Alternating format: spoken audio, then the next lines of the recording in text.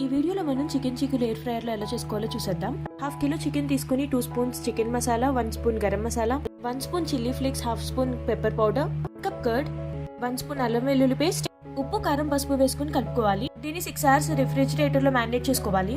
తర్వాత chicken pieces బయటకు తీసుకుని ఎయిర్ ఫ్రైయర్ లో ఒకదానికొకటి అంటకుండా పెట్టుకోవాలి.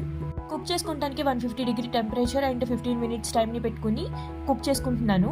దీనికి మ్యారినేటింగ్ కి తప్ప ఈ ప్రాసెస్ మొత్తానికి చాలా తక్కువ టైం పడుతుంది. మనం ఈజీగా చేసేసుకోవచ్చు లెస్ ఎఫర్ట్స్ పెట్టి.